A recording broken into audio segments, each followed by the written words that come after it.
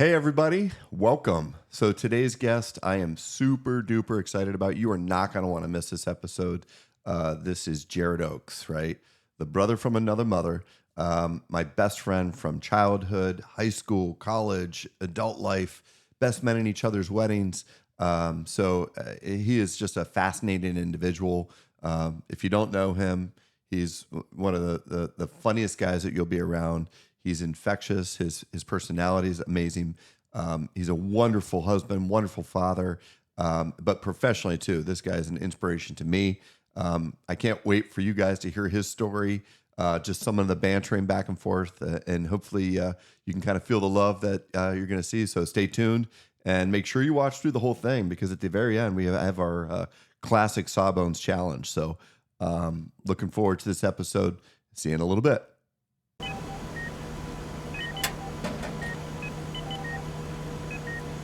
All nurses to the nurses station.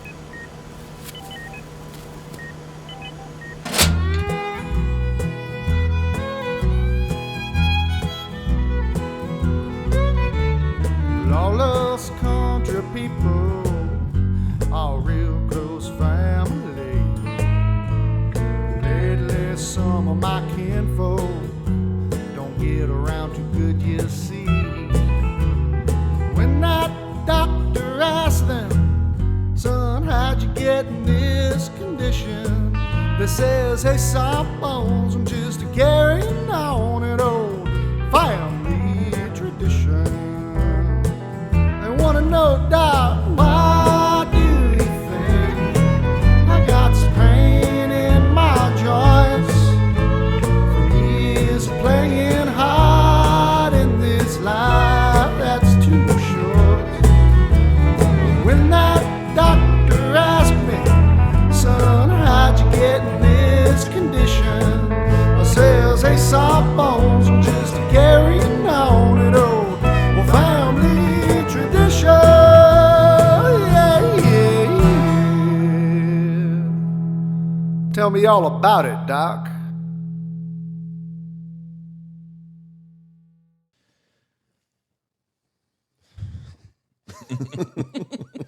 Need to catch my breath here.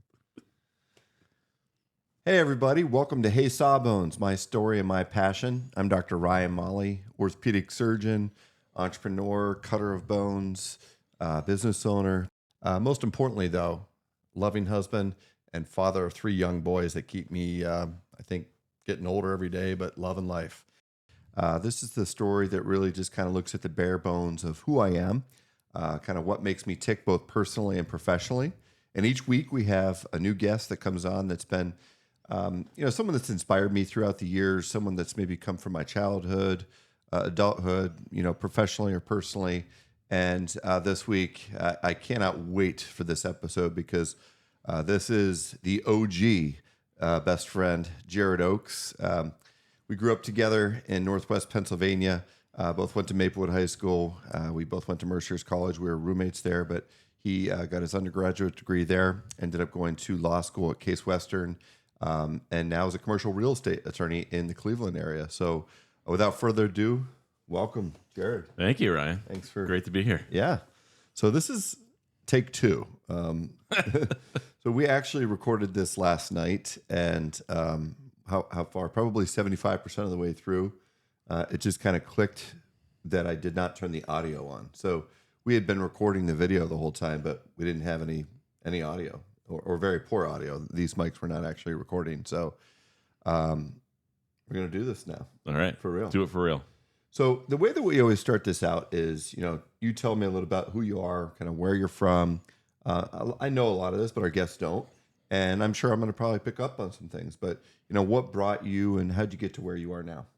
Sure. So as you mentioned, I grew up in Guys Mills, just outside of Meadville, Pennsylvania. In a very rural area. Went to Maplewood High School, Maplewood all the way through, I guess. Went to St. Hippolyte Church growing up, which is where we became friends. Went to Mercyhurst, decided to go to Mercyhurst in order to play football there. But when I got there, I decided not to play football. I majored in finance and accounting there, and worked for a couple years after college in finance for a company called First Union Securities, which is now merged several times into something else. And then that was during the .com boom and bust. And so right around 9/11 or after 9/11, just was soul searching about what to do.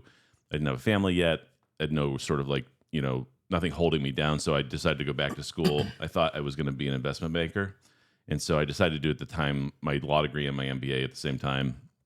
And so I looked at a lot of schools for that. I looked in schools mostly in the South, like Vanderbilt in North Carolina and places like that. And in the end, Case Western in Cleveland gave me a big scholarship for business school, and it was close to home. It was about the biggest city at the time I thought I would like to go to, given that we grew up in small town Pennsylvania. And just kind of fell in love with Cleveland when I went there. I met my wife there. She's from Detroit. We lived in the same house in Little Italy in the neighborhood in Cleveland. I lived on the second floor with my roommate from law school, and she lived on the first floor. She was a social work, getting her master's in social work. And she always jokes that she was there to, save the world, and I was there to ruin it as an attorney. But like we kind of, Cleveland is also a nice middle ground. It was like halfway between our family in Pennsylvania and her family in Michigan. And so we kind of decided to stick around. When I was in law school, I sort of didn't know if I wanted to be a corporate lawyer or even if I wanted to be a lawyer. I didn't really go there to be a lawyer, whether to be an investment banker. But I kind of lucked into this situation where I met one of my first mentors, and still a mentor of mine, who convinced me to not work for a law firm when I was in law school. Usually, that's the traditional route when you're in law school. Is the ideal job is to get a summer associate position at a big law firm, and that will guarantee you, not guarantee, but you get hired a clerkship? there. It's like a clerkship. They call it summer associate. And so it's really like you get wined and dined. You don't do a lot of work as a summer associate, but it's a pretty good gig. They get paid like a lawyer when you're in law school for adding pretty much zero value. Would I be able to get that maybe this summer? I'll see if we have any openings. So. Okay. It is our biggest class ever. We have 25 summers. We can probably squeeze a 26th in there if you want. So I met this guy, and he said, come to work at my company. And there's a really large real estate company that was based in Cleveland and publicly traded, owned hundreds of shopping centers around the country. And he said, I'll show you sort of like the legal side of things and the business side of things. And I did that, and I learned a ton. I loved working there. But I also knew when I was done with law school that like the traditional route of going to a law firm would give you the best, or give me sort of the best training as a lawyer. And that's also where I kind of like fell in love with real estate. So at the time, I didn't really know if I wanted to do real estate or corporate law. But I just sort of loved the tangible aspect of real estate. Corporate law, one company buys another company, one goes away, and so that's not that to me, that wasn't that exciting, other than the numbers are big and it's like sort of like headline making kind of deals. But to me, the ability to create a place, to create a community, to improve a community through physical building was kind of cool. So I really loved that. I spent the first probably 11 years of my career as a lawyer at a firm called Thompson Hine, which was a great place. I got tons of mentoring. They're really, really excellent lawyers. It was the exact right thing for me during that part of my career. And about 7.5 years ago, I made the move to come over to my current firm, Beverage, which I love. That was sort of like, while Thompson Hine was the best thing for what I needed at the time, the move to Beverage really like was the springboard of my career. It really helped me like to have my own practice take off. And we have, been part of creating, this really fantastic real estate group. So we went from, at the time, I think when I joined Benesch, we might have had 20 to 22 lawyers in our group, in the real estate group. So it was about, at the time, maybe 150 lawyers in the firm. Now, like the firm's 350 lawyers. Wow. The group is almost 50 lawyers, and that's like sort of like we're just sort of like feel like getting started, and it's really been a fun thing to build. And that's me sort of professionally, but like my family life is just as important or more important, So as I mentioned, I met my wife Jill in when we were in school, and she was a medical social worker. She stopped working after we had our second kid. We have 3 kids. Braden is 14, just finished middle school, is going to high school next year, which is crazy to me. He's getting tall too. He is real tall. He's very close to being taller than me. I feel like every morning I'm checking, he's an inch taller. And then Olivia is 12. She just finished 6th grade. She's like a ray of sunshine. Everybody loves her. She just brings joy and happiness to everybody. And then Avery is 9, and she is like the smart one of the family. She keeps everybody in line. We call her indoorsy because she doesn't really love to do outdoor stuff. So we'll see how this upcoming trip is going to go, where we're hiking a lot. And so, but she's a great kid, voracious reader. She just is, and she's very funny. So they keep me on my toes for sure. Yeah, you definitely have a nice balance of sports, academics with the kids, and you have your hands full. That's for sure. Oh yeah, for sure. So the other question I always like to ask my guests is, do you remember the first time that we met, or just kind of a first memory of myself and our relationship? Yeah. So I don't know if I remember a single moment where we met, because we've known each other forever, I feel like. But I think it's sort of like my memories of like when we became friends and really started to know each other was probably in like sort of like the middle part of elementary school. So maybe like 4th grade, 5th grade, that kind of time. And it was probably through church is what I remember you most, because I was 1 year ahead of you at school. So we wouldn't have been in the same classes together. We probably saw each other playing basketball and sports, but I think it was really through church and like our church community that became really the community of the town almost. That's how I sort of remember like getting to know you. Yeah, I would say the same thing. It's funny how St. Hippolyte, everybody almost had assigned seats. So I knew exactly where the Oaks was always. It was, you sat in the same pew, and you probably sat in the same order. Like mom sits here, dad sits here, right? And for our family, we had, you have 3 boys in your family, but we had to make sure that we were evenly spaced out so that we weren't getting in trouble. Then the grandparents were there, but yeah, you were right behind the organist and right by the choir loft there. So so I guess the next portion of this is where we do kind of a beverage break. And unfortunately, I think our version last night was a lot more exciting than this morning. Our beverage break is consisting of coffee, but I think we should at least share our story of last night. So each time I have a guest on, I like to surprise them with a beverage. And usually I'll ask somebody, hey, what's your favorite drink, or this or that, whether it's alcoholic, non-alcoholic, it doesn't really matter. But I'm not giving you the choice, or I didn't give you the choice last night. I kind of wanted to surprise you and not even tell you about that part of the show. So I surprised you with a big 25-ouncer Busch Heavy, not even Busch Light, Busch Heavy can. And I asked you, hey, does this remind you of any stories? So if you don't mind, just kind of bringing us through exactly what memory came to mind when I brought that can out. Yeah. So Busch is a funny beer. Like I don't drink Busch very often, but growing up, I think that not growing up, I guess when we were like of age, I think Busch is a very popular beer in Northwest Pennsylvania. It is a beer that sort of signifies, like hard work in the working class, and so we have a story. This was accidental. We were getting ready to go to help Ryan's dad. You might want to set the stage with your dad. Yeah. So, I mean, for those of you that know me, grew up on a small beef farm, hobby farm, where we had at the most maybe 20 head of cattle. And so we would always have to, do hay in the summertime, which there brings up some good stories with you and I. And we had to go get the feed. So we had to go to the feed mill, and we were going down to Cochranton. And, my dad is the modern day, was it Tom Sawyer or Huck Finn that always like got people to do stuff for him? I think it was Tom Sawyer, yeah. Yeah. So he's kind of like the modern Tom Sawyer, or as we affectionately termed him, General G, for Gerald, my dad, and because he's a super hard worker, but he's also like the master delegator.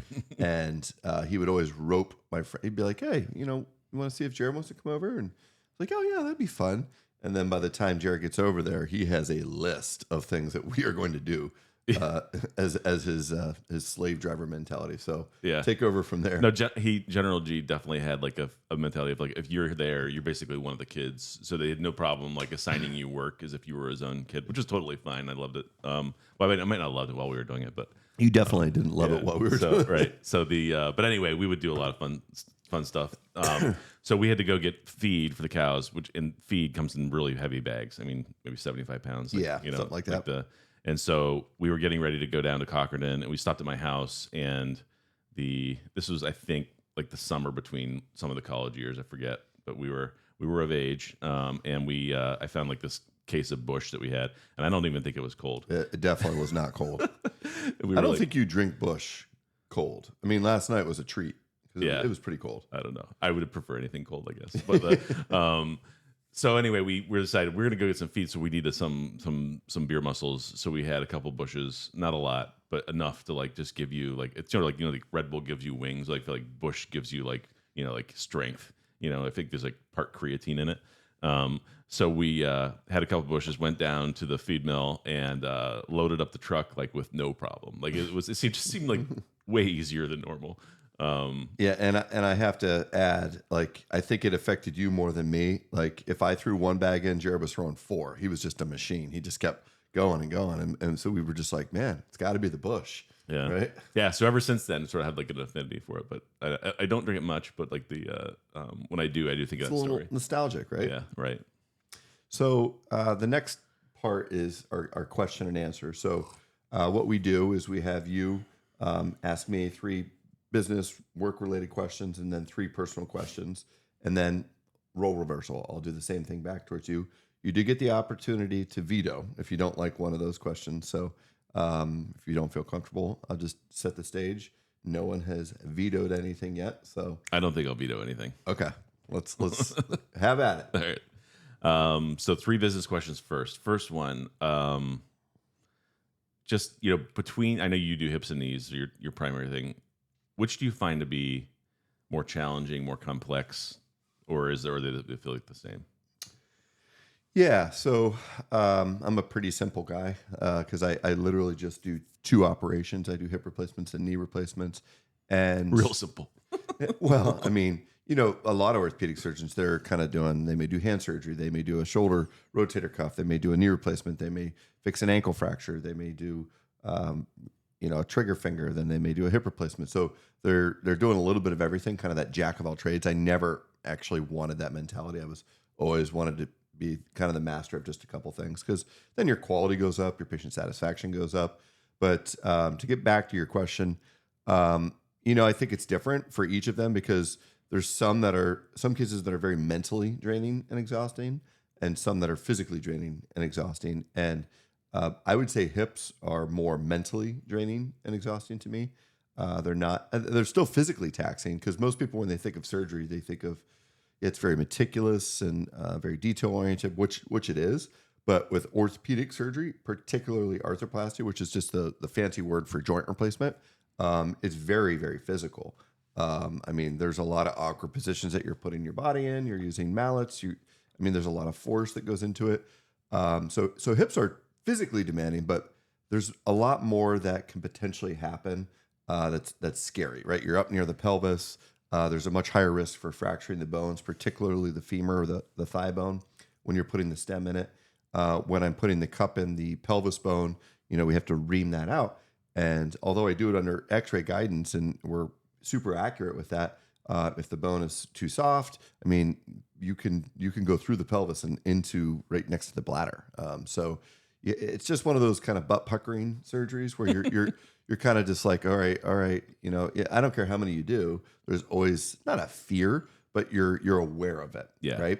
Whereas knee replacement, I would say, is probably more physically demanding. There's more lifting, twisting. There's so many steps to a knee replacement compared to a hip.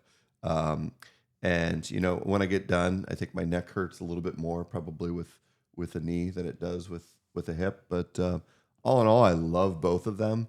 But yeah, definitely they each have their strains in different fashions. Mm-hmm. Interesting. So I want to next to ask about sort of like building a business locally, but like what strikes me as someone who grew up here and then I come back. So I live in Cleveland. And when over time, I've seen sort of like Northwest Pennsylvania, and this isn't like all over the country in sort of like small town America. Things are tough, right? There's not tons of jobs in places like this anymore. And, you don't see lots of like bright spots in my opinion. And so like, in fact, when I come back, I'm like, oh, it's sad. That building's not there anymore. This isn't there anymore. And that's, and so, when I came back the first time and saw the building you built in Meadville, just absolutely breathtaking. It's gorgeous. And then when I see, Edgewood and what you're doing there and things like that, like to me, that's a really awesome bright spot for for the community, and so it's sort of you're adding something great to Meadville. Tell me about your thought process when you coming back to your hometown to build a practice, and what that felt like, how you feel about building in the community. Yeah. So, brief kind of background. So when I first came out of fellowship, and I was interviewing for a job, Karen and I looked in two places. We looked in Erie, Pennsylvania, and we looked in Metro Detroit, just because, Karen, city girl, really, we never even thought of Meadville.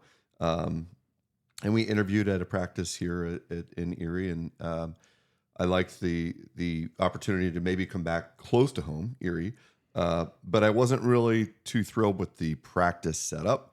And then Michigan was a private practice opportunity, and it was close to where I did my residency. And at that point, I had already lived 5 years in Michigan, became very familiar with that area, kind of like that city vibe.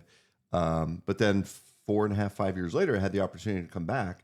And when I did, it was really prompted by Karen. But the whole time, I always have this like build it mentality. And again, those of you that know me, there's this saying that I heard on a podcast the other day where they say, the way you do anything is the way you do everything, right? So if you're sloppy with tying your shoes, you're probably going to be sloppy with something else in your life. If you're not tidy around the house, you're probably a little sloppy with your work life, right? If you give maximal effort, on the other side though, if you give maximal effort while you're working out in the gym, you're probably going to give maximal effort while you're working with your career.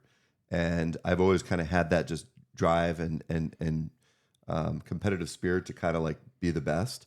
And for me, it was always wanting to offer the absolute best for my patients. And one of the things that I always, one of my mentors, Dr. Lombardi, used to tell me, he goes, it's really not that hard. You just need to be a little bit better than your competition. So I took that and I was like, well, how about if I just be a ton better than my competition instead of just a little bit better? Like swing for the fences every time. So when I came back, it was, I want my patients to have this unbelievable, amazing experience from start to finish. And that really kind of set the stage for building whole health, not only the physical building, but the team, right? And it's been a process. I will say that my day job of putting hip and knee replacements in, although stressful and challenging, is much easier than the business side of things. But I never knew I would enjoy business as much as I do. That is actually probably the part that is so fun and exciting to me, is like this ability to create something, right? Kind of from scratch. And but you got to set a firm foundation on like who you are as a culture and as a company. And that was really what we did from day one, is like patients first, absolutely every single time. And I use a lot of inspiration from other successful people or companies. And one that I always kind of like looked up to was Disney, right? Like they always do things kind of the right way, and it's always big and grand. And when you're there, you feel amazing, right? And I wanted kind of that same feel when you walked into our office. I wanted it to be like, this is like no other doctor's office that I've ever been in, but I like it, right? It's not this sterile, cold environment. It's warm, it's welcoming, it's inviting and nurturing. And that's how I want to train my staff. So, when I interview people, I could really care less about what's on their CV. Yeah, I mean, experience is great, but attitude is everything to me. And if you have the right attitude, you can train anybody to do a job. But and you go through your highs and your lows with hiring people. But to me now, it's about finding that right cultural fit and finding somebody that kind of embraces the same core values that I have, which is, again, patients first, excellence every single time, and just kind of making sure that every single need that they have, whether it's realistic or not, we do our best to try to attempt to make that happen for them. Yeah, I love that. What you just told, made me think of two books you should read if you haven't read them, or listen to them if you'd rather listen to books. There's a book called Creating the Magic by Lee Cockrell, who is one of the top executives at Disney. It's about creating that amazing customer experience there. The other one's similar, but it's even maybe more fascinating. It's called Setting the Table by, I don't know if you know who Danny Meyer is. Danny Meyer created Shake Shack, but he also created like 10 What Michelin. is that one called? setting the table. Okay. But setting the table is a lot about like a feeling of creating like hospitality, but in the greatest sense, like hospitality for your patients, right? Like that above and beyond feeling, right? It's sort of like everything you do, if it's an organization, is focused on creating a customer experience that is truly remarkable and memorable, right? Yeah. And from beginning to end, and sometimes beyond beginning to end. It could be before they even come in or after they're done. It's sort of like that creating experience. And he actually, Danny Meyer, just a phenomenal business leader. I mean, he had like Union Square Cafe. He had, the Modern. He had Blue Smoke. He like transcends and 11 Madison Park, which is the number one restaurant in the world. But he also created Shake Shack, completely different, Yeah. And It's like two opposite ends of the spectrum. but he's there. very big on his hiring mentality of hiring first for emotional intelligence and for looking for those intangible factors of how those people, even back of the house people, are going to treat like the customers and be focused on that first, like service first. So it's I think you would enjoy both those books based on that. No, that's great. I always love giving plugs and shout outs. So, and I'm a huge, as you know, I have a commute every morning. I drive about an hour and 15 minutes, at least 3, sometimes 4 days a week. And my shorter trips, when I go down to the Meadville office, it's about 35, 40 minutes. So I have a lot of time to either do podcasts or, audiobooks. So I'll definitely put those in my. One more plug for an audiobook is Green Lights by Matthew McConaughey. It's my favorite book. Braden and I listened to that together. Some of the content might be just a tiny bit advanced for a middle schooler going into high I thought school. you were going to say for an orthopedic surgeon. But No. But that's a great book, and it's just fun because Matthew McConaughey. He's a great guy, right? Yeah. All right. So, and that was his breakout, right? Was Dazed and Confused. Yeah, first movie ever. After he did a Miller Lite commercial before that, I think. He's got warmed up. Yeah. Too bad it wasn't like a Bush commercial. Right. That'd have been awesome. So last business question. Tell me just a little bit about the culture of the employee group you've created at Whole Health. Yeah. So I think it really starts for me with like, I think I'm a logical thinker in terms of like, all right, when patients are first coming to us, what is the first thing? It's not what you see, it's the voice you hear, right? Because you're calling. So when I created Whole Health in 2017, we opened our doors January of 2018.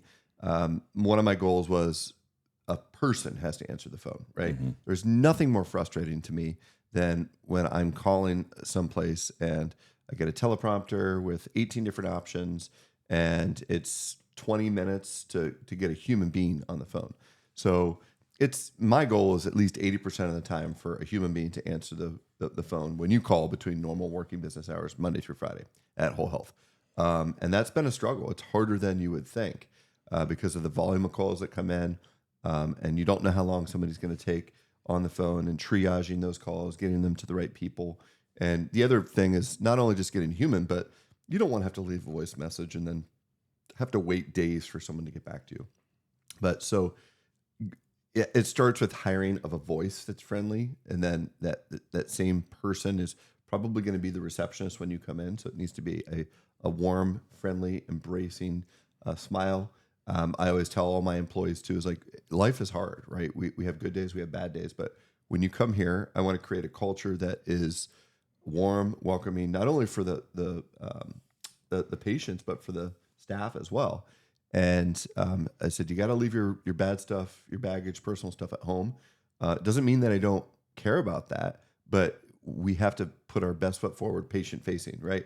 So one thing I did actually within the last year, I don't even know if you know this, but I hired a life coach that comes in every Wednesday, and she works with our staff and with our employees to kind of help create this culture. She does breakout meetings with individuals, but then we created a leadership team, and we really kind of like focused on, okay, each person's job and creating formal job descriptions and making sure that we were crystal clear with what everybody's roles were.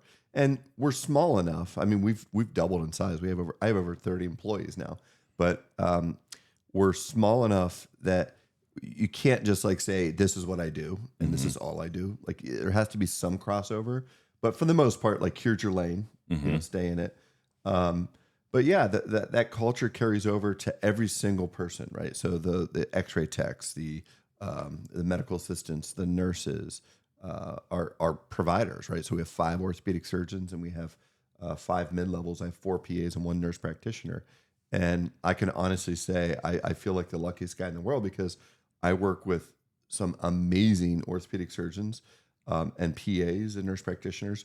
But what's more amazing than their skill level is their compassion, right? Like I really think that we have a great group of providers that care and have a great bedside manner because you can't teach that. Right. Absolutely. Either. Honestly, like it's a phenomenal benefit you're providing to these people, but also it drops to the bottom line because that helps your business. It's like a really smart decision to you're creating more efficiency, more excellence in like honing the right skills for the right people. But it's also like that's evidence of you buying into their careers, helping them be the best possible. So it's like that's an awesome benefit. I don't know that that many people do that, to provide that sort of like life coaching sort of part of the, the soft side of the job. You know where I kind of got the idea? Have you ever watched the show Billions? Mm-hmm. Yeah. I mean, it's a little different, but the Like the psychiatrist. Yeah. And I was like, that's an interesting philosophy, how like as a business, you really put a lot of, it's an investment. I mean, I'm paying this lady, her name's Allison Parplasha. She's definitely going to be one of my guests on the podcast. So, but a quick plug to her. She's done an amazing job. And I think my patients, my staff really appreciate the fact that like I'm paying somebody from the outside to come in to really focus on like mental health and just making people feel good about what they do and important and valued. And, I think it was a great investment. Like I'm going to continue to do it. Unfortunately, Allison is moving to Savannah, Georgia, but we're going to continue to do it virtually, which I think that's one thing that COVID taught us is there's a lot of things that we can do that where you don't have to physically, be there. Now I need to physically be at the hospital to do my surgery. Right. So yeah. Time for personal questions. let's have it. Is this where I'm going to be vetoing some of these questions? We'll might find out. Let's find out. I'll try to make them so you don't need to veto them. But if you could have dinner with one celebrity, who would it be and why? Oh boy, do they have to be living or dead? Dinner would suck if they were dead, but like it's up Yeah, to but you. I was It's like- totally up to you. I don't know. I'm not much of a conversationalist, so, especially when I'm eating. No, I love to talk with people, but You could bring him back to the dead for this. okay. So like Bernie from Weekend at Bernie's. Yeah. Just get some. Boo doo, boo boo. Get on up now. Gosh, that is a really, really tough question. I mean, my initial instinct would be Michael Jordan, just because he's been such an inspiration for me.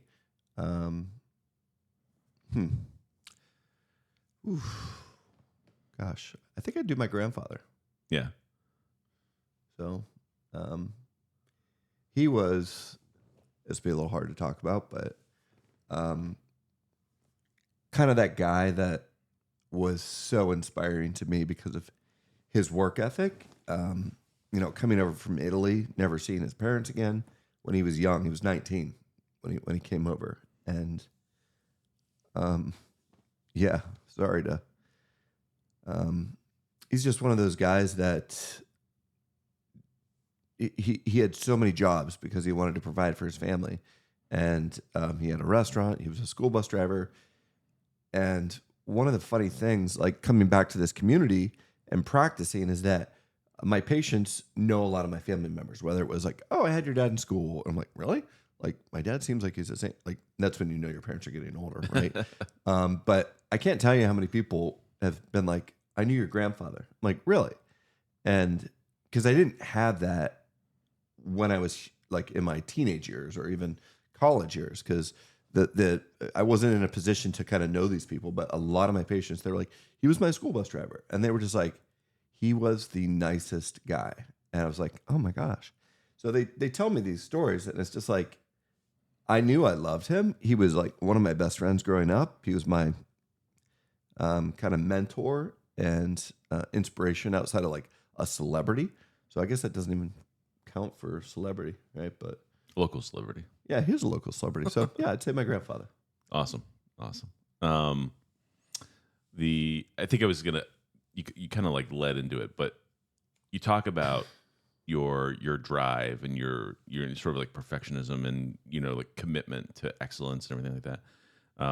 And that's part of the business discussion. But from a personal perspective, It bleeds where over. where does that come from? Do you think? Yeah, so I think obviously my parents, right? So, and my mom and my dad are probably going to watch this. Like, I didn't grow up in, and I wouldn't say it was a very loving family, but it wasn't like that. Oh, come tell me how you feel. It wasn't that. It was kind of tough love, right? And my dad, I mean, that guy is a super, super hard worker. Can't tell you how many things he was doing outside of just like his job. He was a tax collector. He worked at the fair. He started to volunteer ambulance service down in Townville, and was up until just recently was the treasurer of that for over 50 years.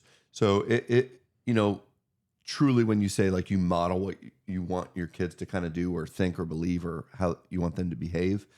So I would say my parents, but also like Michael Jordan was a huge inspiration for me. Never met him, but I was always just kind of watching every little move he made, right? Whether it was athletically or when I saw him on the sidelines, like that guy was focused. He was laser focused, and that guy would not smile on the court. The only time he smiled was when he had a cigar in his mouth because he just won his 6th championship, right?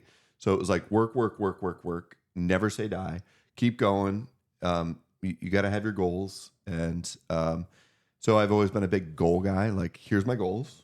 And I write my goals in pen, but I write my deadlines in pencil. I learned that a long time ago because I have all these things that I want to do, but I'm a little overzealous sometimes with my timeline of when I want to do it. But yeah, I think it was a combination of both my parents and my sisters too. I mean, my Kristen, who was the closest to me, played college basketball, so I saw how hard she had to work and how much time and effort she put into that. So it was like, I got one go around here. I'm gonna give it everything I have, and second place in my book is the first loser. So I mean, that's kind of harsh, but that's just how I approach life. Mm-hmm. And you can see it just permeates. I think we're both fortunate to have. I saw your Thankful Thursday thing, tribute to your parents, and I've seen you thank your parents many times. But it's really astonishing to me. I feel like we both benefited from having parents who like really were committed to service to the community. My mom, I feel like she's given her life to the church, and to raising generations of kids, but it's a different story. But your parents are feel like very similar. Your dad with like the ambulance service and with the fair, and like feel like just like every single thing he did was to serve the community, which is really awesome. Yeah. I think that permeates. You see that, and you really sort of like you don't see it like on an individual basis when you're growing up. You don't say like, oh, my dad's doing this, but it just sort of like soaks into you. And I think that I see that with what you do with Do Good. It's amazing. Yeah. I mean, that was honestly the inspiration for that was just, my parents, particularly my dad's sense of kind of volunteerism and helping those out that are less fortunate. Because we're very blessed, right? To have the lives that we have. I'm not saying that we had it handed to us on a silver platter, because that's far from what happened, right? It was hard work, but there's so much just good feelings that come from being able to give back. And that's the one thing that I've kind of tried to teach our boys. And, Anthony, this was last weekend, Karen was out of town with Santino for a baseball tournament. And I didn't have any cash. And it was just Anthony and I. We had to have a tough conversation about a gentleman that passed away in a car accident. He was a little older than me, and he was the father of one of Luca's baseball teammates. So broke the news to Anthony. He gets pretty emotional with things like that, and he was just very scared. So we talked about it, but it was a great night. We decided to get like late night pizza. It was probably like 10:30, 11 o'clock. It was a Friday night, and actually it was Saturday night. But so we ordered pizza. I'm like, Anthony, I don't have any cash. And he's like, could you get some cash and I can pay you back? And he's like, no, Dad. He's like, I'm going to buy this. And I said, well, thank you, Anthony. And he went out. He wanted to give the money to the guy. And it was just cute, the interaction. I think the bill was 21 bucks. And he gave him, the money, and he gave him 25. And then he gave him an extra couple bucks. And he goes, no, this is a tip. And like when we came in, he goes, Dad, that felt really good to be able to pay for that and to be able to like give this to you. And we went in, we ate pizza, and he's like, this is one of those moments. He said this. He goes, this is one of those moments I'll never forget. It was just him and I sitting there at the kitchen counter eating pizza. And it was from Marco's. He goes, this is the best pizza ever. I was like, I would agree. It was really, really good that night. But he was like, it feels even better and it tastes even better that I was able to buy this for you. Wow. That's amazing perspective. I mean, for For a a kid, 12-year-old. Yeah, absolutely. I wouldn't have had that perspective when I was 12.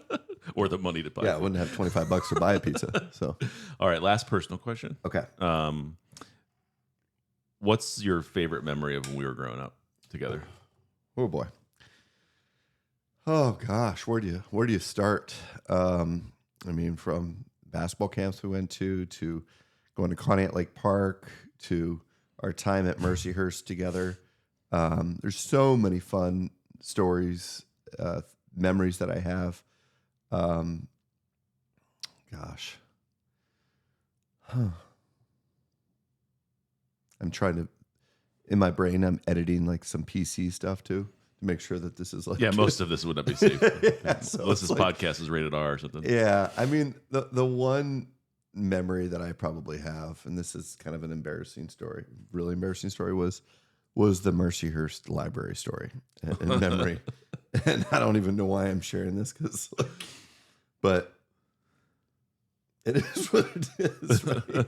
So Jared and I, we worked at the Laker Inn, which was like the fast food on campus in the student union, and we would literally create all these concoctions like when we were making like ourselves a meal. So we would deep fry everything, and I mean everything. It was like our goal was if there was any type of food product there, we were going to at least attempt to deep fry it. It was a science experiment. Yeah. Trying to fry an apple.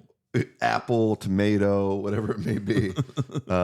There's a reason that they say don't like throw water on a grease fire. Right? Yeah, So like tomatoes have a lot of water in them. I didn't realize that until one exploded in the deep fryer. But was it the McDonald's like big and cheesy moment? Like they had this burger that had like 4 or 5 patties in it. Yeah. And so I was like, oh, let's recreate that. But like we're gonna put bacon in between. We'll put some chicken fingers in there too. So it made this massive, massive burger that probably had like 8,000 calories in it, if not more. And so we ate it, and we're going back. I was a freshman, and so I was in the dorm, but we were going back to your apartment. And I think you needed to like print a paper for class. okay, is that what it was? Yeah, you have great memory of these details. And so we're walking across, and we both just had this like immediate like urge to have to go to the bathroom. Number 2. And like it was a fairly far walk to your apartment, and we were not even halfway there. And we're like, yeah, we're not gonna make it, right? So we both kind of looked at each other simultaneously, and we're like, library, because we're trying to think of like the closest place. Right.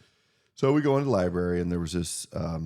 First of all, this was like kind of the like late morning, or maybe it was middle afternoon. It was like not a busy time at the library. Like basically nobody was in it except for the people that work there. Yeah. Which like the head guy was at the front desk. As we walk in, we must have just had like a mischievous look on our face because he goes, "Hey guys," I think it was distress. distressed, and we're like, "Hey," and we just like ran in and ran right into the bathroom. And Jared obviously knew the blueprint layout of the bathroom better than I did, but there was 2 stalls in there. He goes, "I got the stall on the right." I'm like, "Fine, I got the stall on the left," and this goes to show you how many times I've been to the library at Mercyhurst. Right? So I clearly didn't know the layout. And he goes in, starts doing his thing, and I go into the left stall. Well, we need to set this thing. So I don't know if our women listeners know that much about men's bathrooms, but like typically there's like stalls and then there's like a separate part for urinals. Yeah. But that was not the case. And here. there's not usually a urinal in a stall. Definitely not. Almost never. I mean, it's maybe the only time I've ever seen it. Yeah. So I walk in, I'm like, there's 2 stalls. I'm fine. I'll get the one on the left. So Jared goes to the right. and it's a standard toilet. He's doing his thing. And then I go into the stall on the left, and I'm like, oh man, it's a urinal. And I'm like, Jared, and he's like, he knows. And he starts kind of making jokes. And I'm like, looking at the urinal, and I'm like, huh. I was like, if there was a urinal design that you could have a bowel movement in, this probably would be the one. It was a welcoming. It kind of came out a little bit, and it didn't have a screen in it. There was a fairly large hole. So I was like, it's possible. Where there's a will, there's a way. So Jared's halfway through, and I'm like, hand me some toilet paper. He's like, what are you doing? And I'm like, just hand me some toilet paper. So I cleaned everything off and did what I needed to do. And he's like, you are not. And I'm like, oh, I am. So, because I had to go that bad. And the problem was I didn't have enough foresight to realize, after you clean up and put toilet paper in there, like, the hole's not as big as I thought it was. And so I flush, and there's not a lot of room for the water to contain it. So, and it starts to overflow. I'm like, oh boy. And no, I think on the first flush it didn't overflow. You're just like, it's not going down. Yeah, probably. And it was just like, well, I just keep flushing. So I was like, douche, douche, douche, douche. And all of a sudden, like Niagara Falls. And it wasn't just water that was coming over the edge. And I'm like, oh my gosh, I'm panicking. So I'm like, I gotta like break this stuff up. So I'm frantically looking around the bathroom, and I look in the garbage can. There's a paper towel roll in there. So I'm like, I can use this to chop it up. So I go and I start to try, and it is a mess. It's everywhere. And Jared finally comes out of the stall, and he obviously hears the water hitting the floor, just flooding the entire bathroom. And he looks, he goes, what are you doing? And I'm like, I don't know what to do. And then all of a sudden the door opens of the bathroom, and it's the guy from the front desk. He's like, hey guys, what did he say? I don't think we stuck around. I think we were like, right before he came in, we were like, we got to get out of here. And like open the door. It's like I think we were pulling the door open as he was walking in, and he was like, hey guys. And we were like, hey. And he like walked by. Never to return to the library for the I think three more years. Safe to say I did mostly in-house studying after that. So, wow, I can't believe I just told that. And a lot of people are going to listen to this. Yeah, but, good story. Yeah. All right. So Merciers, if you're listening, you can send a bill to Dr. Ryan Molly. It would be interesting to go back to see if they've changed that layout. Probably. I'm sure it's done. Yeah.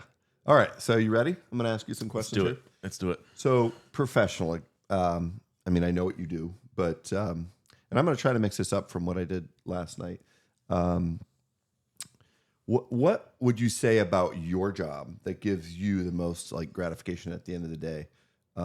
Other than obviously you're providing for your family, but like I know you, and I think you and I look at our jobs very similarly.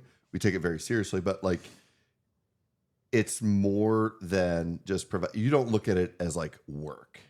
It does not feel like work to me. I truly love my job. And my job kind of is comprised of a few different things because I wear different hats, right? So, I'm a real estate lawyer by trade, right? So my job is to basically buy or sell or finance, large real estate projects around the country for, publicly traded REITs or private equity funds or things like that. And so like, that's my day-to-day job, right? And closing deals to me gives me a level of satisfaction.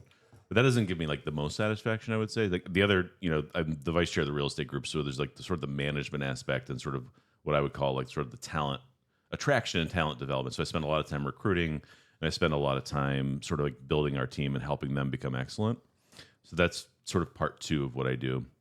Part 3, I guess there's 4 things. They're like the things I do. Part 3, which I also really enjoy, is I am responsible for attracting and managing very large client relationships. So that's what I call like the business development side of things. So that's like where I get that entrepreneurial like love. Like there is a high of chasing and getting a new big client, And so I really do love that. And so if you think like the order of like what gives you like the feeling of the high of work, like that I really love, I would rank, getting a new big client over closing a big deal. It's just sort of like one, they both feel good, but getting a new client feels better to me. It's sort of like it's confirmation of the reputation you've built, the brand you've built, and things like that. So that gives you a very positive feeling. And then the other piece of what I do, which is sort of new to the firm, it's a new role. I'm the chief culture officer of the firm. A lot of that stems from what we've done in the real estate group and sort of exporting that to the other parts of our firm. But in that role, it's sort of making sure that we have like a really cohesive group of people. Our firm has grown so much from the time I joined, so 2016 until now. We've probably doubled in size, and we don't have aspirations to be a mega firm. We actually don't want it to be. We're What would define a mega firm? I mean, anything over like probably like 600 lawyers. That's actually not a mega firm. The mega firms have like 2,000 lawyers. We definitely don't want to even be that. But we don't want. I think there's also like a no man's land of big law firms that are, from 600 to 1,500 lawyers. There's a group of those. We call it like it's like the Am Law. So we're Am Law, like I think 140 something, right? So like we're the 140th biggest firm in the U.S. by revenue, but we're like way higher by profits, which to me is what matters. From a metric perspective, I'd rather have more profits than more revenue, right? But there's also the sort of like, I also want to know everybody, right? Mm-hmm. And so as you get bigger, you lose that, right? And as we've grown almost exclusively, we hire big summer classes and so people coming out of law school, we grow organically that way. But we have not. That's what I'm going to do this summer, right? I'll be the 26th. That's right, 26. Okay. There you go. Yeah, you're going to be working in the healthcare department. But we've grown mostly through lateral hiring and hiring people specifically from the very biggest and best law firms because they have to charge their clients $2,000 an hour or whatever. We offer them the ability to use those Cleveland and Chicago rate structure that we have, even if they're in New York or San Francisco, like to make a better experience for their clients. They get the same quality, really high quality, but at a lower rate. So like that's, but the challenge of that when you hire so many people laterally is so you creating like a cohesive culture that feels like what is the Benish culture, as opposed to like people bringing the cultures of other firms and just wanting to like be in a new place, because that doesn't create like the stickiness. And our retention rate is, way above the industry norm. So normally like when you hire a lateral lawyer, especially a partner, you might have like a 50% retention rate. Our retention rate's in the 90s. But wow. It's because of what we've created, and we've like fulfill our promises to people. But it's the intentionality we have on cohesion, on doing things the same way, on a commitment to excellence, a commitment to client service. And so this is long-winded, but this is where, but in terms of like, so that role that I have as the chief culture officer, my job is to make sure I'm supposed to be the glue or helping create the glue that makes us like the stickiest culture possible, a place where people get tons of job satisfaction. Doing that and doing the part in our group that relates to sort of like helping people become the best lawyers they can become. That's what gives me the most job satisfaction. Is that like more than practicing law? It's the people part of it that I love the most. So on the flip side, what is the least favorite part of your job on a daily basis? Like the annoying like administrative parts of it, paperwork, like doing like, entering your time in 6-minute increments sucks, always has, always will, but that's what we do.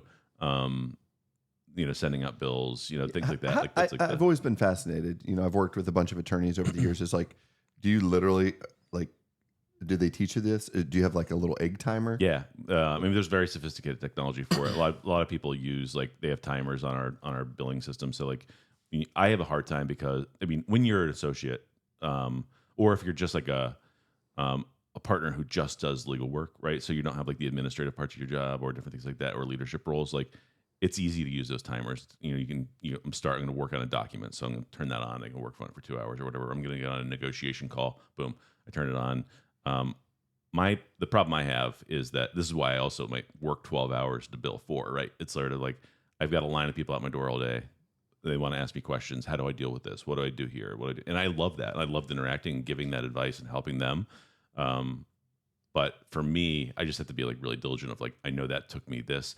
What happens often is I just don't like, if it's a short amount of time, I just don't bill for it, right? Mm-hmm. It's also like my rate's high. So I also don't think that like, if the other lawyer's working on that, they're billing the client. I just don't because I'm adding value because I'm giving them the advice and it's a short spurt. But so some of my own personal time really gets lost for that. But I think it is easier than it used to be. I used to have this when I was started out, I had this red hardbound book, and every single day I would write down as I was doing it, what I was doing, create a line, do this. It was how long it took me, and then I would give it to my secretary, and then she would put it in the computer, and then she would print it out, and I would read it, and I would mark it up, and I would give it back to her. It's the least efficient process in the world. Technology has really made it easier, but it still stinks. It's just sort of it does create tons of productivity though, because if your employees know that they're being measured by what they do and they have to write down what they did and that they convey value to the client, because if it says attention to file, clients can be hell no, I'm not paying that. Definitely accountability. Yeah, right? Exactly. And so it creates what I would call institutional accountability. You know what I mean? And so that creates an incredibly productive workforce. You already have type A people. They're the people who did the very best in their law schools. It's sort of like a filter, right? Because you go do well in undergrad to get into a good law school. Then you got to do really well in law school to get a job at a big law firm. And then it sort of whittles down the funnel of excellence. But you have the people who have already done that. On top of that, they're measured by what they do. So it does create a ton of productivity, probably more than most job fields, I feel but it sucks to do it. It's that is the worst part of the job. Yeah. All right. Last business question. And I did ask you this yesterday, but if you were not a commercial real estate attorney, what would be your next dream job? But I'm going to change it. You can't do a developer. Okay. So I can't stay in real estate. No, it's got to be an entirely different field.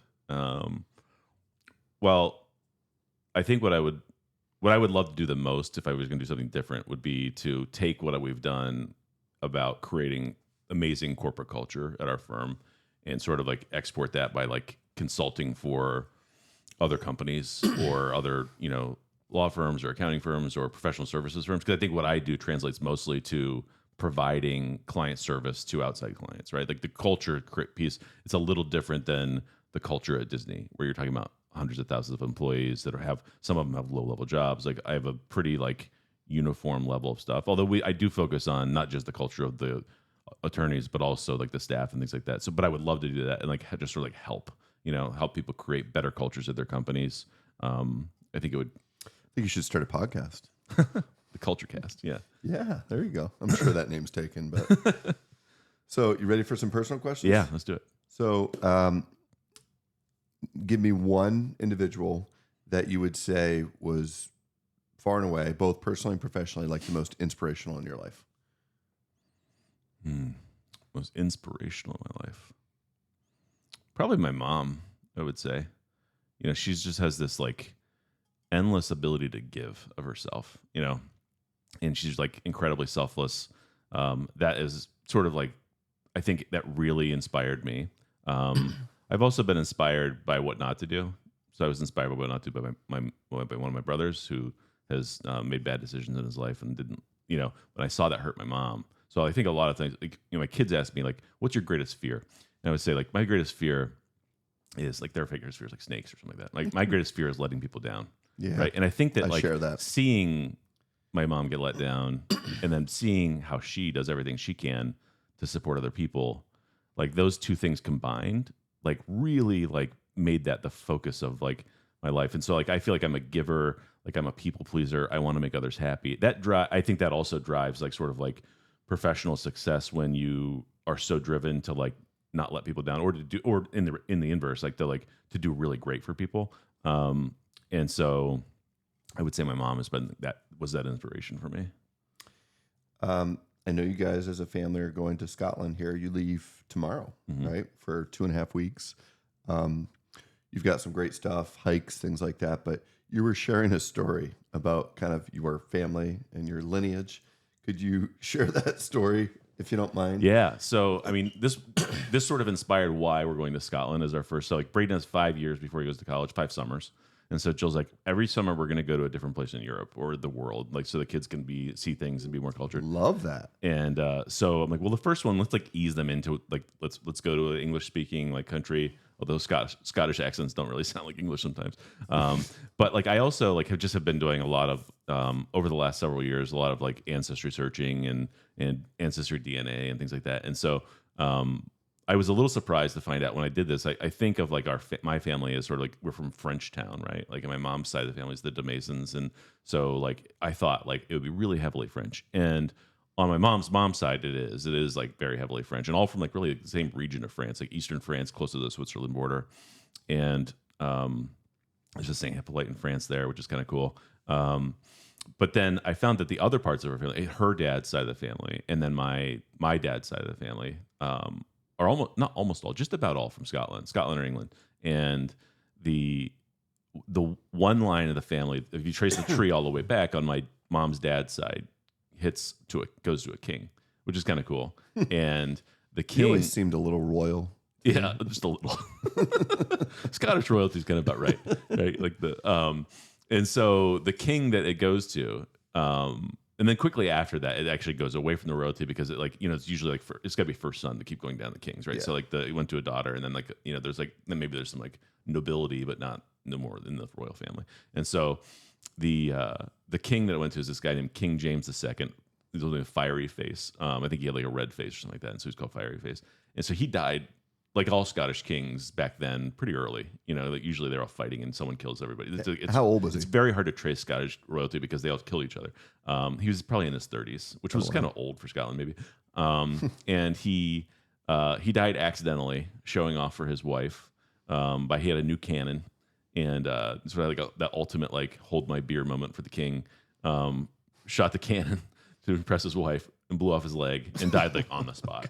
And so I always said like if there's any royalty that I should be related to, that's the guy, right? Like And you mentioned like this cannon is still there. It right? is, yeah. That cannon's still at the Edinburgh Castle, which is like this. If you know Scotland, but like Edinburgh's like the big city. I mean, there's Glasgow too, but Edinburgh's the historic city, and there's like this big castle on the hill, and that's like the Edinburgh Castle. That's where that cannon is still today, and it was from the like 1200s or 1300s. Did he live in that castle? I don't know if the castle was fully built or if they moved the thing to. I mean, all these other castles. Okay. He is buried in Holyrood Abbey, which is close to that. So we're gonna go check that out when we're in Scotland to see like where he is, and hopefully take a cool picture by the cannon. Maybe hold my leg back so it looks like I don't have a leg. But yeah. So I guess last personal question here is I'm gonna ask the same question you asked me. Is like your favorite memory of you and I over the years? I thought about that in preparation for this, like just sort of like thinking back of our memories and everything. And I think that, like you said, there's a billion that we could mention. But I think that one of my favorite was actually where I think our friendship kind of solidified when we were young, which was like going to Edinburgh basketball camp together. It was like that first taste of freedom. You didn't have any parents around. There were, chaperones, but they weren't that responsible themselves. Like they were like high school or college athletes. And so just like all the fun stuff, like when we would like put the EL fudge cookies in the back of the fan and shoot it all over the room, stupid stuff like that, right? Those were good cookies, too. Yeah. Interacting with like the other sports teams that were not there for basketball camp, like the big like sort of like meathead football players that were there, and just going to I would like the cafeteria moments. I felt like were the greatest, right? Like Ryan one time accidentally like left the ice cream machine on, and he came over to the table all proud of this ice cream cone he had made. And like I'm like, Ryan, look back, and there's like a whole like big pile of ice cream falling on the floor. But it was, I don't know, Edinburgh basketball camp was just like super fun, and like it was like you felt like cool because you got to interact with like these college players and things like that. Yeah, we spent the night there too. Like the whole week. Most camps were day camps, right? But like we stayed in the dorm, so it was like. Yeah, you felt like you were going to college. Like you would move your mini fridge in. Mm-hmm. You'd have you'd have your whole stuff. You'd set it up. You'd have posters on the wall. You're only there for 5 days. Right. Generally, the hottest day of the year. I feel like, or hottest week of the year. And it was like right after the hammer chicken dinner, and we would always like leave. I think almost like from the hammer chicken dinner to go move in. And, yeah, you go on like a Sunday. Yeah, right? Yeah. And you check in, and I mean those were some tough camps. Like Bill Hager was the guy that would run those, but. I just remember like we were up super early and we were doing something well after dark, in the summer. So it was late. It was probably like 9, 10 o'clock. I remember being like on the tennis courts and having to do like 6 inches where you'd be laying flat on your back and just holding your heels off the ground by 6 inches.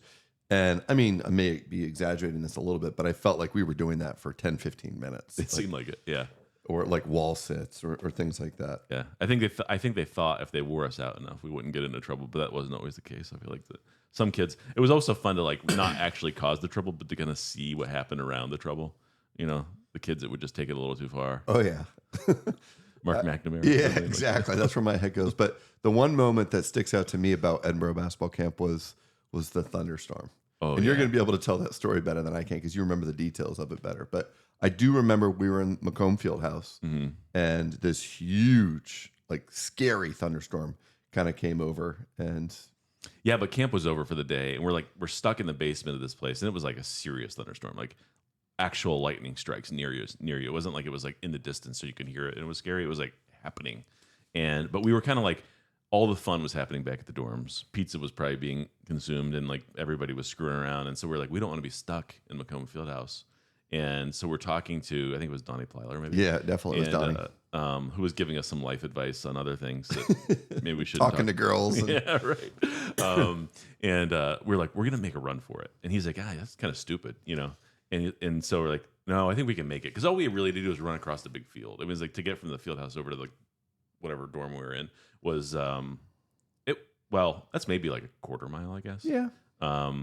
And we're like, let's do it. We're just gonna do it. So we just like took off sprinting in torrential downpour, and like we get like halfway there, and all of a sudden this like crack of thunder with like simultaneous like a light, not like lightning flash, like a lightning bolt of like what felt like it was like spiraling around us, like hit probably like I don't know 100 yards away, and like I don't know how I didn't pee myself. Maybe I did because it was raining so hard I didn't notice it, but it was like crazy. I just envision us as like the road runner because right after that, like we looked at each other and I'm sure there were some choice words that we said and we kicked it into nitro. We were just like, and made it back to the dorm. But that was honestly one of the scariest moments in my life because, you don't mess with lightning. Right. That and the time I got attacked by the octopus in North Carolina. Yeah. I also kicked into high gear on that one. For sure.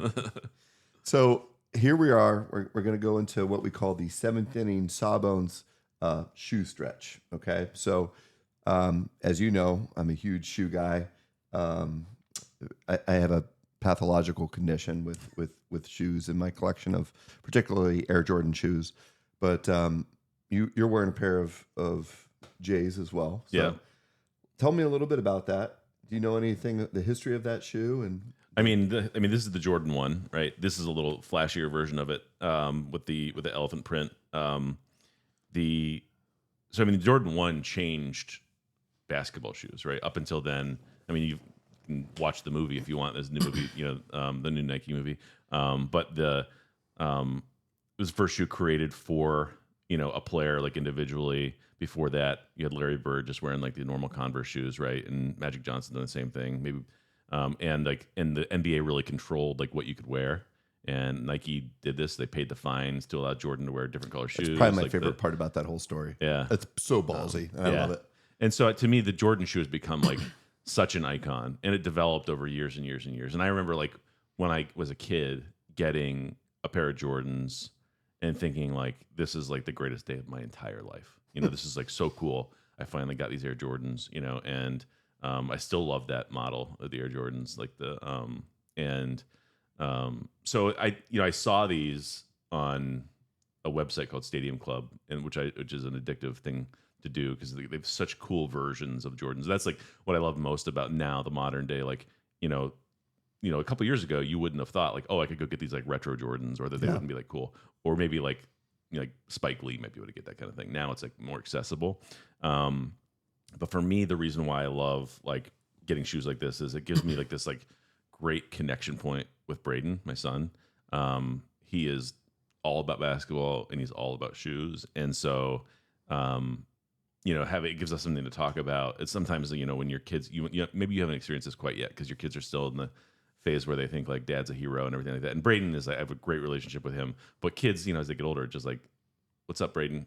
Nothing, that's sort of like, that's life when kids are teenagers. But yeah, if I say like, have you seen these new shoes? It's like instantaneously, it's like he lights up and we like get into a real conversation. So like I would buy shoes like this just for that if I could. But I also love there's like it gives you a splash to, I mean, I love how like, I love how clothes have changed, like professional clothes, where like you can wear like, you know, like everything has become a little bit more casual. Like if I would never have dreamed of wearing something like this to work when I was at my old firm, they'd be like, "What are you doing?" You know? Yeah. So And will it's you like- wear Jordans to your work? I will, not every day, but like I would, yeah, because I think you can dress them up. Like you can wear this with like a sport coat and it looks cool, you know. So I definitely would do that. Yeah. Yeah, so I feel the same way. You definitely had Jordan shoes well before I did. I didn't get my first pair until I think I was in either medical school or maybe even residency. But since then, like it's taken off and it become an issue. I was telling you, I had to create a set of rules because I was on Stadium Goods, I was on StockX, I was on this, and my rule was I can't order another pair until the pair that I ordered comes in. And I've That's a broken that. problem. Yeah, that is a problem. And a couple weeks ago when Karen and I were in Hawaii, I had a little too much time by the pool. I'm like, oh, this pair's cool, this pair's cool. And when I came back, I had 3 pairs like waiting for me. And the boys are like, what are you doing? When your kids are calling you up. But same thing. Yeah. So my boys love shoes, particularly Anthony, and Luca is a sneakerhead. And he knows every pair of Jordans. He knows the story. He knows the names of them. Like I pulled this out. He's like, oh yeah, those are the taxis. I'm like, taxis? I'm like, yeah, it kind of looks like a taxi. I was like, what's it called? He's like, no, those are the taxis. That's the name of that shoe. And oh, you got the True Blues. So these are the Air Jordan 1 lows, and this is the University Blue / black. So the difference with this particular shoe that I really, really like, this is probably one of my favorite pairs. Number one, I'm always a University Blue guy, right? So for those of you that don't know, Michael Jordan went to North Carolina, hence the blue is called University Blue. But most Air Jordan 1s, the toe here is almost always white. And this is the first time that they did any University Blue colorway with black. Mm-hmm. So it's kind of unique. I just love the contrast with the silhouette, the Jumpman here with the blue here, but kind of sticking with the basics too. Like you've got the white sole here, and I'm the same way. Like this has kind of almost been like a part of who I am because Michael Jordan was so influential and is so influential to kind of who I am, both personally and professionally, kind of my culture. But I'm always, when I'm in clinic, every single clinic, I have a pair of Jordans on, and my patients kind of like that and identify with that because they'll be like, "Oh, what are you wearing today?" And love to tell kind of the story behind the shoes too, and they're super comfortable too. Yeah. So, all right. So the next thing is super fun, but we did this last night because it's early right now, and it's called the Sawbones Challenge. So, it's a little out of order, but it's a 3-point competition that we had last night outside. Spoiler alert: we're going to show you the clip here in a little bit, but. You want to give us any highlights, lowlights? Lowlights? I had the lowlights. Now I have the excuse. I hate excuses in life. I always tell Braden we live in the world of no excuses. But you have a legitimate excuse. So my shoulder's been hurting me for a while. I did get a short cortisone shot like a week ago, and it is sort of like night and day. I wouldn't have been able to even shoot a shot otherwise, but it's still like I feel like better. So it's hard to shoot a 3-pointer for me. I'm getting old. But yeah, you did a pretty good job. Yeah. So just a quick story here because last night I don't think the mics were picking it up. One of my favorite stories. This was Edinburgh basketball camp, wasn't it? Yeah. So I'm gonna paint just the stage, and then you can tell the story. So there's always every day there's a competition, whether it's hotspot, 1-on-1, 3-point competition. So the one day, and there's like 300 kids at camp. So like when you win one of these competitions, it's not like hey, there was 5 kids playing. Everybody's in it. So Jared won the 3-point competition, and you take over from here. So the 3-point competition was probably like the end of the morning session. It's like they always do something fun at the end, right? So like we had just come off a high of winning the 3-point competition at the end of the day, at the end of the morning, and then the afternoon you're assigned to a team and you have coaches and you play like the team games in the afternoon. And so I didn't know. I mean, you don't know your coach really. Like you kind of get to know them during that week. And my coach was like a pretty big coach from Erie. He was, Jim Del Sandro. We can say his name. Yeah. His youngest son, JJ, and I coached his son and my son this past year. So Yeah. he was the assistant basketball coach at McDowell forever under Yeah. Pete Flint. Yeah, and he was he was a great guy. Good, very good coach. He, but we're in a game, and I think I airballed a three. This is sort of deflating after just winning the 3-point competition. And he looks at me and he's like, Oaks. He's like, when's the last time you hit a 3-pointer? And I was like, because he doesn't know whether I'm good or not. So I'm like, this morning when I won the 3-point competition. It's like 5 minutes ago. Yeah. So it was just like a funny moment, but like just like the way he said it, it was like it's a memory we talk about today, right? It just like never left us, and we're just like it was just so funny how it was like I was like ouch, like I just picture your face too, because I think you're like 5 minutes ago when I won the 3-point competition. Like, where were you? yeah. So, okay, in closing, kind of wrapping this up, I always like to kind of say, hey, any final questions, but also like looking to the future. So where do you see yourself, both personally and professionally, in say 10 years? 10 years, personally and professionally. I think that 10 years is a lot will happen in the next 10 years personally, because the kids are like in 10 years, like they'll basically be like out of high school, probably in college. Braden might be done with college by then. No, he won't. I guess yeah. And so I'm trying to savor like I used to be like I want to hurry everything up. I want the success to come. I want all this to come. And now I'm just sort of like if I could just pause time right now, it'd be amazing. Because I feel just the beginning of like time's about to slip away, and you're about to be like and every phase of life is great, right? So you don't want to be stuck in the same phase. You want to see them grow and develop, and then maybe have their own kids and stuff like that. So like personally, in the personal life, it's sort of like I really just want to like just soak in every moment possible of like the of my kids growing into adolescence, and then I think that'll also coincide with a lot of travel. Like our favorite thing to do is to travel. Like my day job is a little busy, so I don't really have a lot of time for hobbies. Like I love golf, but I never get to play, right? Yeah. And that's totally fine because I'm not going to take more time out of my family life. I already take enough out of that for work. So like, so I think that as they grow and get older and go off, like that will give me more time for that kind of stuff. So I think that'll be great. More time to travel, both with the kids and just with Jill. We don't travel much just by ourselves, but so I'm looking forward to that. I just sort of like I don't want to like lose a moment of it, because I think it's cool to see them grow up and become their own people. And so personally, that's what I'm looking forward to. Professionally, I think really it's just, real quick before you go into that. You brought up something that like really jived with kind of how I look at life too. And, when people say like, you really won't know what it's like until you have kids of your own. Right. And that's so true. And how it goes so fast and it slips away and this and that. And, I've seen several things on like LinkedIn where people will have these inspirational quotes. And one of them is like, I doubt I'll ever say, I wish I played more golf. Right. When you're looking back on times, or I wish I spent more time working, right. And with my career, but you're probably going to say, I wish I would have spent a little bit more time with my kids. So I'm the same way. I try to embrace that. Every single moment that they have, whether it's a baseball game, if I can physically be there, I'm there, or I'm coaching it. Like I have definitely, because everybody's like, boy, do you do anything? I'm the same way. Love playing golf, but I played 2 times this whole year because I'd rather be with my kids because that time is going to not be there for that much longer. So sorry to interrupt, but professionally. No, professionally, it'll probably sound kind of uninspired because I feel like I've hit this like stride at work. Like I think it's a continuation of, where things are now. I would say the thing I look most forward to over the next 10 years, I don't know if I would call it a goal, but it is, I have a goal for this. It's like, I have a core group of people who, I have a big team like that. And I don't like to say my team. I like to say our team. It's like it's collective. But like there are a handful of people who've really contributed to my success, and at the same time, they've also developed into really awesome lawyers themselves. And so I hope to, continue to grow what we're doing in the real estate group, but also kind of like help those people reach the level of success I've been really fortunate to have. That will give me probably more feeling of success and happiness than more money for myself or more success for myself. I think that just sort of like that's an outcome. I feel like in law practice and in building what we do is sort of like institutional clients, it's kind of a snowball.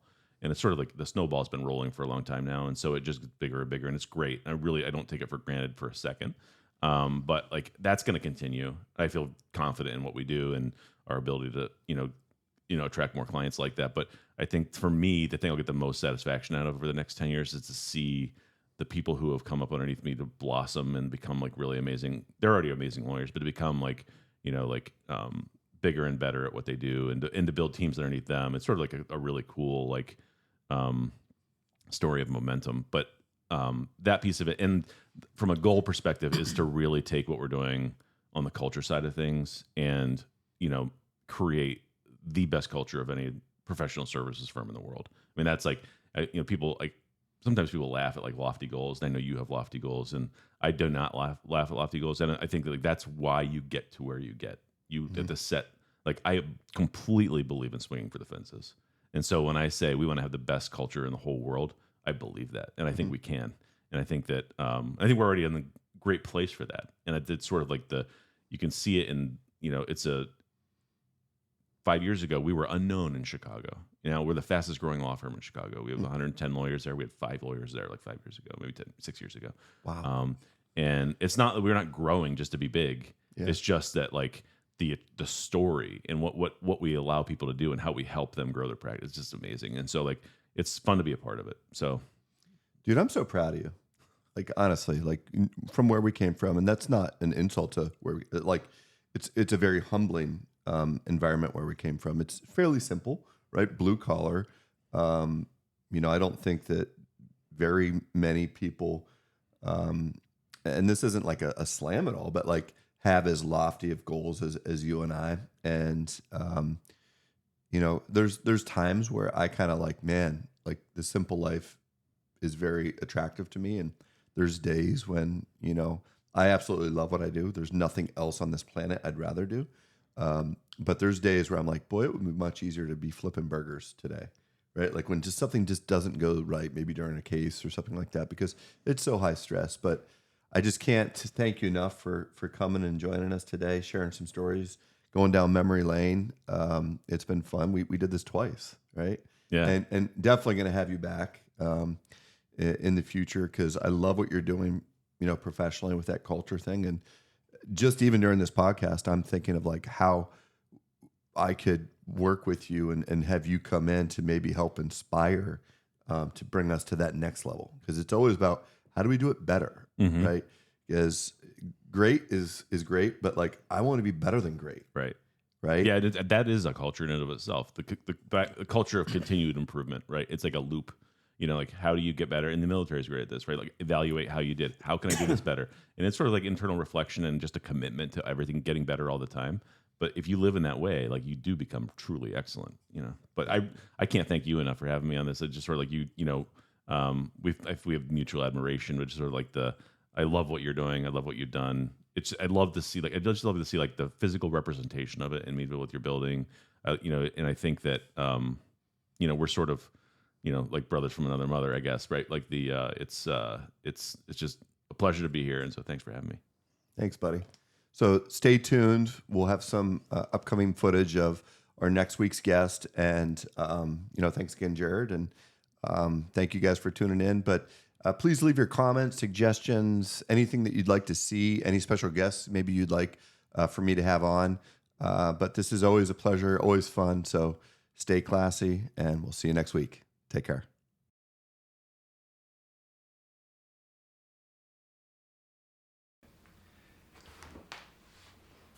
Hey everybody, welcome to Hey Sawbones, My Story, My Passion. You are not going to want to miss today's episode. We have an amazing individual, Travis Bazell. He's an entrepreneur, he's a business owner here in Erie, Pennsylvania. He's a very close friend of mine, probably one of my best friends. And this is going to be an exciting, pretty much take the training wheels off and put your kids to bed too, because this is definitely not your typical PG version, but we're going to keep it as clean as possible, and we're going to have a lot of fun. So stay tuned. Sawbones is coming your way.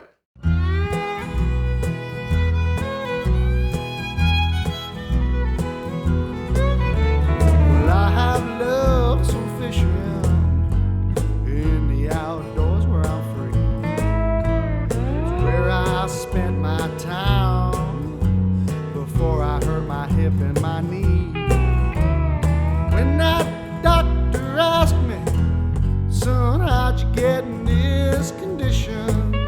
says, hey, Sawbones, I'm just carrying on an old family tradition. I wanna know, Doc, why do you think I got some pain in my joints from years of playing hard in this life that's too short?